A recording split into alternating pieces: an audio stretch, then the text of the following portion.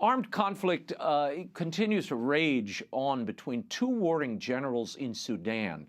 How will this affect Sudanese Christian minorities if the situation escalates much further? And what of the current state of persecuted Christians in Nigeria?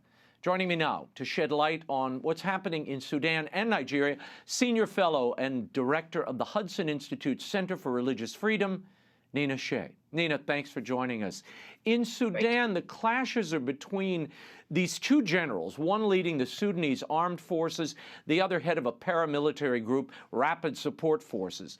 In 2019, the generals were united in overthrowing dictator Omar al-Bashir. After that coup, a power-sharing government was formed, and in 2021, General al-Burhan, who had become chief of the power-sharing council, dissolved it, declaring that he would instead hold elections in 2023. The current fighting broke out as a result of negotiations breaking down over integrating the two forces intended to restore civilian rule. So far, the battle has seen 100,000 refugees cross borders, and the UN is predicting that 800,000 people will look to flee Sudan by the end of the year if this continues. Your thoughts, and do you see this escalating? Raymond, I do. These are two bad actors. One was the Rapid Support Forces General Dagalo. He was on the ground waging genocide against the Darfur people that was recognized by the United States government and the Bush administration as genocide. And he was one of the leaders of the Janjaweed, feared Janjaweed militias. The head of the armed forces was a big supporter for many years of General Bashir, whom he overthrew, and was responsible for what I consider, and many others, a genocide against the Christians of South Sudan, which led to the creation of South Sudan, because the situation was so bad with over, almost 2 million Christians killed, 5 million in exile. So these are very bad actors. They have an animus for Christians. They're not tolerant. They want to exert control. And this is a fight that's not ideological between them at all. It's a fight over the country's riches. So it's a tragedy all around. Right now, it's not particularly targeted at Christians, though we know of 3 churches that have either been burned or hit by artillery or even raided by these rapid forces. So Christians are very much at risk. We saw that, Raymond. I know you've been on Sudan for 20 years, 30 years ago, and as I have, and we saw what happened there with enslavement, death, trying to eradicate the Christians. We also saw it in Iraq, in Nineveh, when ISIS invaded, that this is a time of chaos, and in the Middle East, where Christians have not been very well treated, to say the least. They've been persecuted. This is an opportunity for the bad actors to eradicate what they don't want there in the first place, that is the minority Christians.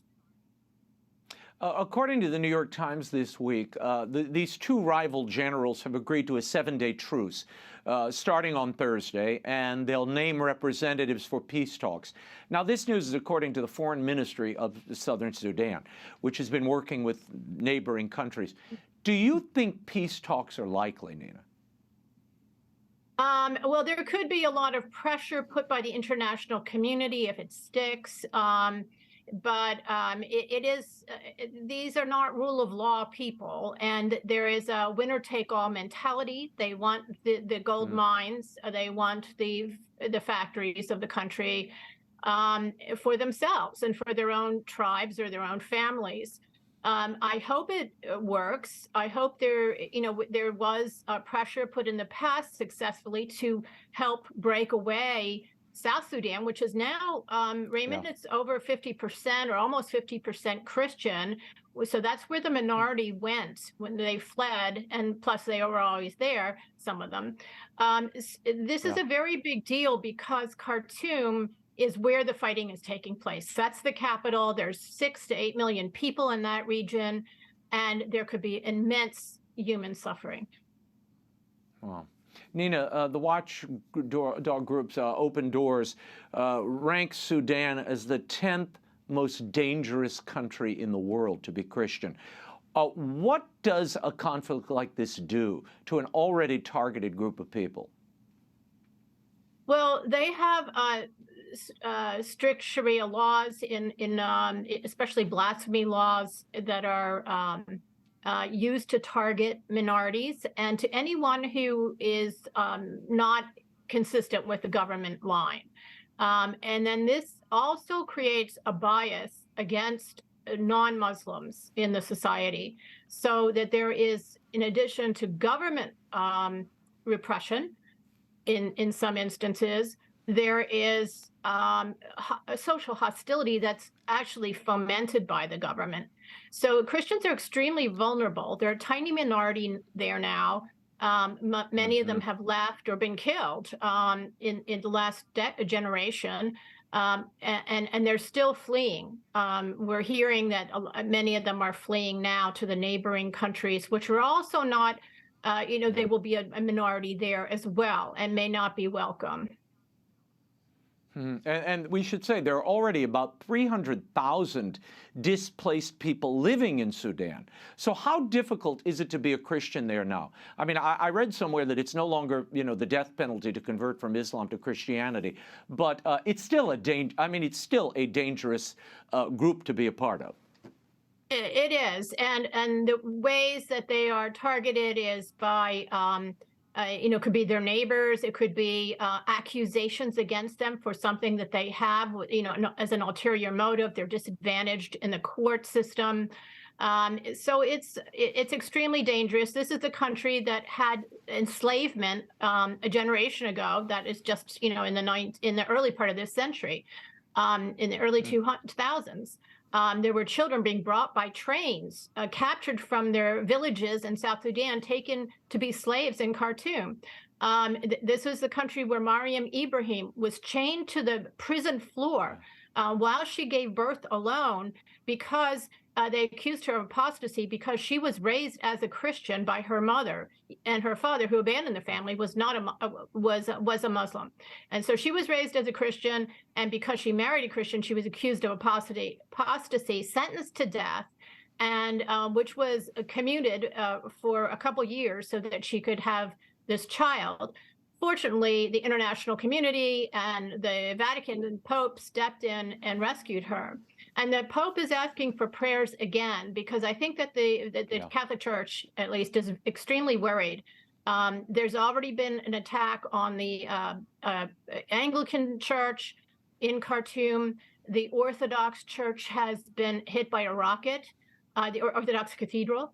And then there's a Presbyterian church that was also attacked and burned, and just in the last couple of weeks. So this is very worrisome. It's a very volatile, unstable, lawless situation right now. Yeah, I mean, given all of this, look, the Biden administration couldn't even get our own citizens out of there. But what should the U.S. and other nations be doing to help the Sudanese at this point, and the people left behind, Americans left behind?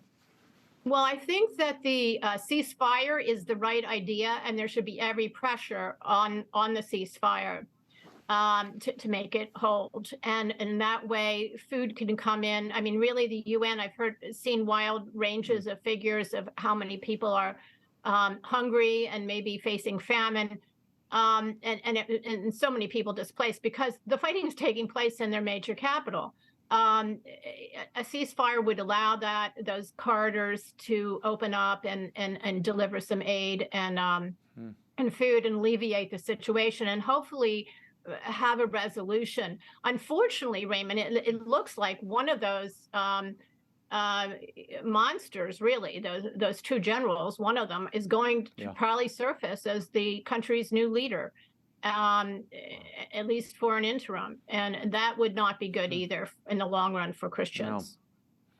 No, I want to move on to Nigeria, where we have seen the ongoing persecution of Christians now for over a decade. A new report by the U.S. Commission on International Religious Freedom says the Fulani civilians have been subjected to, quote, xenophobic sentiment because, quote, Christian communities often equate Fulani Muslims with Salafi jihadist beliefs because of their Muslim identity. abuses have led some members of the Fulani communities to arm themselves and conduct reprisal attacks based on ethno-religious identity, with the result being Christian communities across Nigeria are threatened by deadly attacks from vengeful assailants seeking retribution for grievances against Fulani Muslim civilians. Nina, the Fulani have been responsible for a myriad of attacks on Christians. Your reaction to this report? Yeah, it really reads like a defense brief for the Fulani's, propaganda pamphlet for them. It's totally one-sided. I don't see any Christian sources whatsoever in there.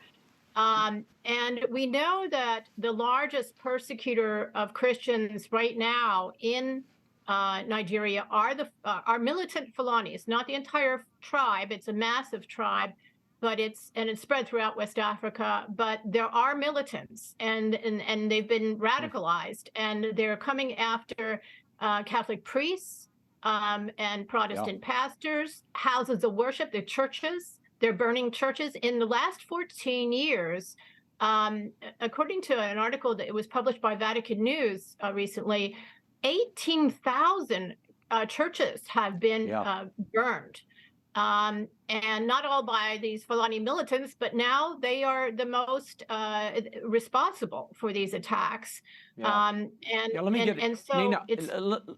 let me share some of this with the audience. In the month of April alone, there have been reports of 12 Christians being killed by these Fulani herdsmen in central Nigeria. In addition, Fulani herdsmen are responsible for burning a local pastor's house, destroying dozens of homes, and during 11 days of attacks in villages, over 5 counties, Fulani herdsmen killed 18 people and wounded others, including the pastor of the Church of Christ in Nations Church, who was ambushed, shot, and cut with a machete. He's currently in the hospital. What's the Nigerian government doing about these attacks, Nina?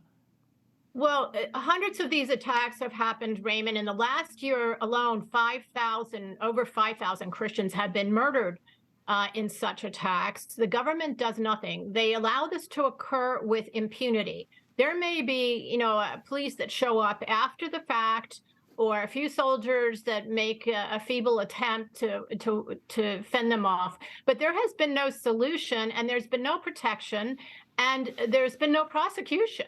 So no one is ever put on trial and held accountable for this. So they keep happening. And there used to be a caliphate in this region, a Fulani caliphate in the 19th century, and in north central Nigeria.